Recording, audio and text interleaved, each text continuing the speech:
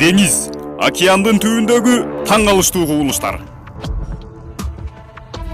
Бул видеону аягына чейин көрүңүз. Себеби биз сизди азыр океандын түбүнө алып барабыз.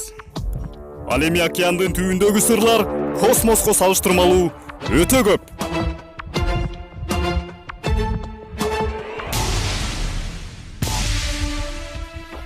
Ушул убакка чейин космоско ондогон адам учса, ал эми океандын түбүнө болгону 2 гана адам кирген. Койчу, кантип эле? Ушундай да болмок беле дейсиз. Анда көрүңүз.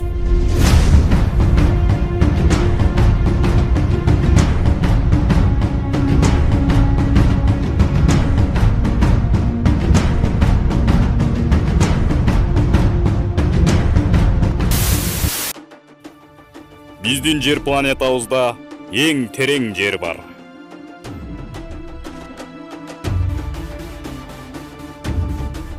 Дүйнөдөгү эң бийик тоо Эверест тоосу болсо, ал эми океандын эң терең жери мына ушул жер.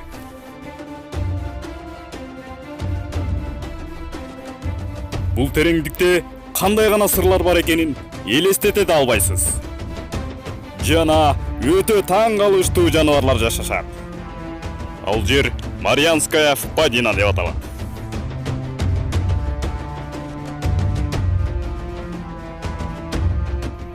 Бул жердин тереңдиги 1500 километр. Мындайча айтканда, дүйнөдөгү эң бийик Эверест тоосун бул сайыздыкка жөн эле батырып койсо болот. Анда дагы түбүндө көрүнбөй калат. Ал эми илимпоздор мына ушул тереңдикте жашоо бар экенин аныкташкан. Анда дагы толук түбүнө жеткен эмес. Анткени Вы наверняка что-то уже где-то слышали. Помните, в школе нас учили. Оңоюраак. Кантип эле дейсиз? Мисал кылып көрөлү. Биз адамзат жөнөкөй эле сууга түшкөндө дем жетпей, денебиздин кысып жатканын байкайбыз. Ал эми океанга тереңдеген сайын ошончолук кысуу күчтүү болот. Мындайча айтканда, шише бөтөлкөнү ыргыта турган болсок, ортосуна жетпей, бычыранып, сынып кетет. Мынчалык чоң тереңдиктеги сыгуунун күчү темирлерди жөн эле ийип таштаганга чейин жетет. Мына ошондуктан бул тереңдикке ушул убакка чейин эч ким жетип көргөн эмес. Бирок илимпоздор болушунча аракет кылып, бекем темирден жасалган аппараттын жардамы менен болушунча, колдон келишинче тереңдеп көрүшкөн. 10900 метрге жеткенде аппараттын жарактан чыгып баратканын байкашып, кайра артка кайтышкан. Мына ушул учурда ошол жерде жашоо бар экенин аныкташкан. Суу канчалык тереңдеген сайын ошончолук коркунучтуу чоң жаныбарлар бар экенин байкашкан.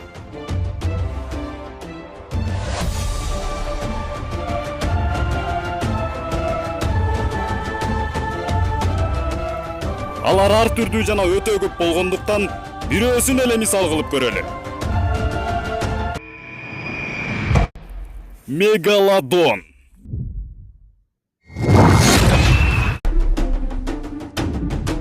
Анын чоңдугу кадимки чоң динозаврдан 6-7 эсе чоң. Бул жырткычтын тиши эле 12-ден 15 сантиметрге чейин. Бул тишти динозаврдын башындай деп элестетсеңиз, жаңылышпайсыз. Мегалодондун тиши канчалык катуу тиштейт экендигин компьютердин жардамы менен эсептеп көрүшкөндө темирди жөн эле майдалап, чайнап салат экенин билишкен. Мына таң калыштуу ушул сыяктуу жаныбарлар өтө көп. Бул шумдуктуу жаныбарлар тууралуу кийинки чыгарылышта түшүндүрүп, көргөзүп беребиз. Ал эми азыр мындан дагы кызыктуу, мындан дагы таң калыштуусуна өтөлү.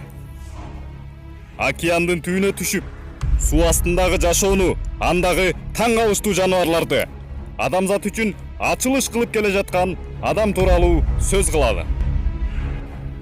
Мына ушундай ачылыштар менен аттын кашкасындай таанылып, дүйнөнү дүңгүрөтүп, элди таң калтырып келе жаткан Илимпос деңиздердин, океандардын сырын ачкан Жакив Кусто.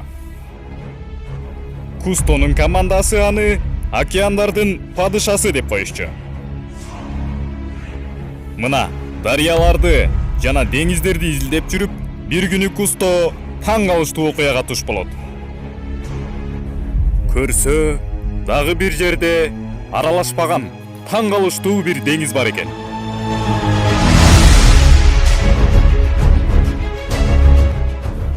Караңызчы, бул эмне деген шумдук? Бир эле деңизде эки башка суу. Так ортосуна тосмо менен тосуп койгондой. Бул мурда болгон окуя эмес, бул азыр дагы бар. Азыр дагы ал жака элдер саякаттап келип турушат. А эгер кааласаңыз, сиз дагы барып, өз көзүңүз менен көрсөңүз болот. Эки жакта эки башка суу. Бир жагында кир суу, ал эми бир жагында таза суу. Мындайча айтканда, тузсуз жана туздуу суу. Бирок бул эки суу тосуп койгондой аралашып кетпейт. Эң эле таң калыштуу суу, бул эки суунун ортосунда эч нерсе тосулган эмес.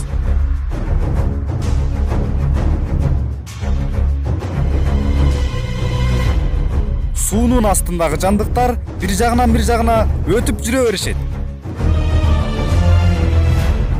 Жана күнүнө жүздөгөн кайыктар өткөнүнө карабастан, суу дагы эле өз кереметин жоготпойт.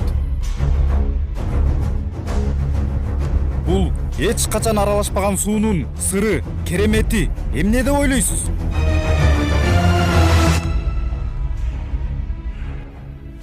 Болушу мүмкүн эмес. Кантип эле?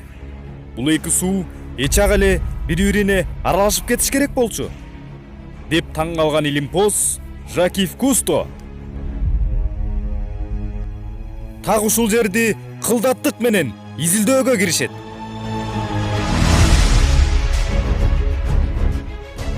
Көп убакытка чейин созулган изилдөөгө карабастан,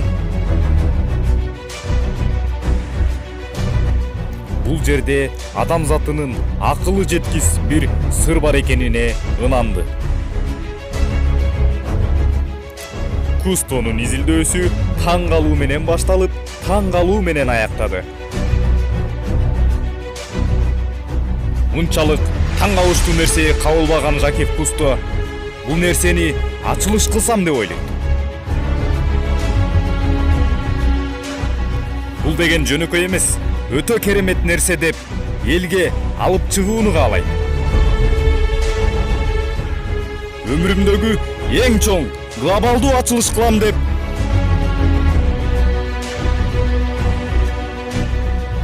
Кусто өзүнүн жардамчыларын тез арада жетип келүүсүн айтат.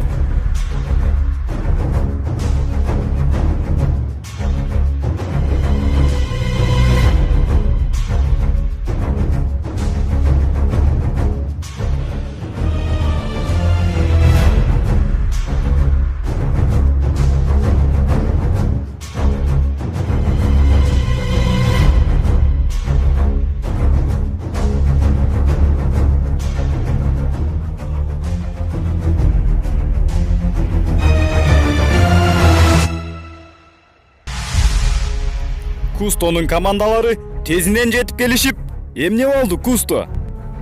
Мен бул таң калыштуу эки деңизди алып чыкпасам болбойт. Бул аралашып кетпеген деңиз өтө таң калыштуу нерсе.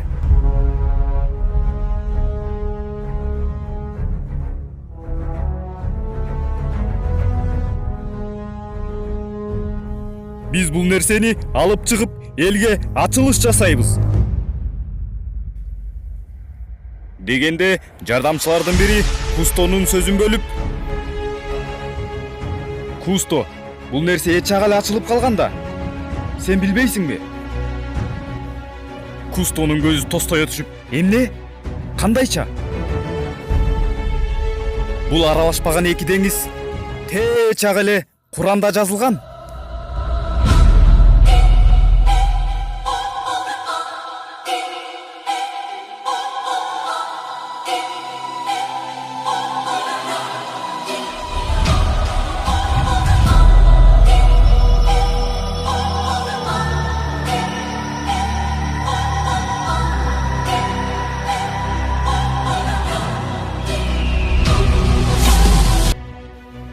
деп Кустого Куран китепти көргөзүшкөндө Кусто эмне кылаарын билбей шылк эле отуруп калат. Мындай таң калыштуу нерсени күтпөгөн Кусто көпкө чейин унчукпай ойлонуп отуруп калат.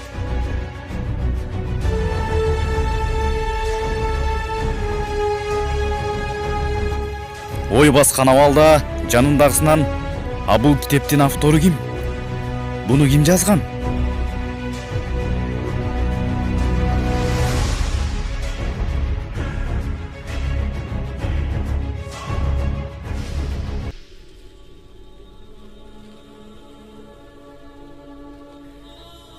Бул китеп Т14 кылым мурда түшүрүлгөн ыйык Куран китеби.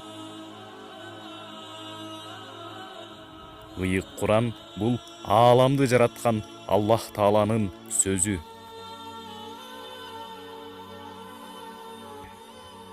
Куранда Аллах Тааланын сөзү жазылган.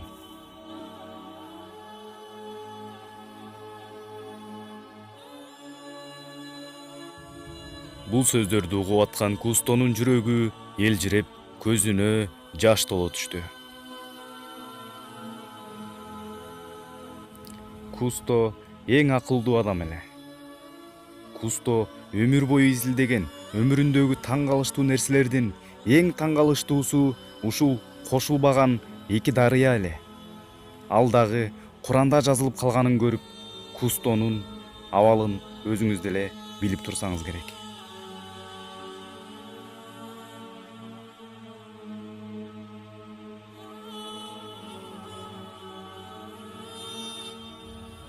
Мына ушундан кийин Кустонун Куран китепке болгон жана бизче айтканда ошол Куран китептин автору болгон Аллах Таалага кызыгуусу артып, Аллах Тааланын кандай зат экенине кызыгып, Аллах Тааланы тааныгысы келип, Куранда жазылган кереметтерге суктанып, "Мен муну мурда эле билсем гана" деп ислам динин кабыл алган экен.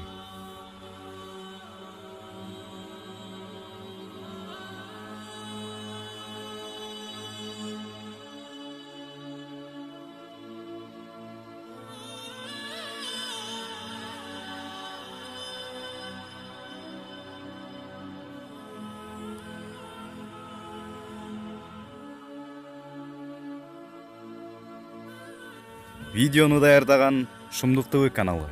Ал эми бул видеону WhatsApp'тардан бөлүшүп коюңуз, башкалар да көрүшсүн. Жана бул видеону аягына чейин көрүп, лайк басканыңыз үчүн сизге Аллах ыраазы болсун.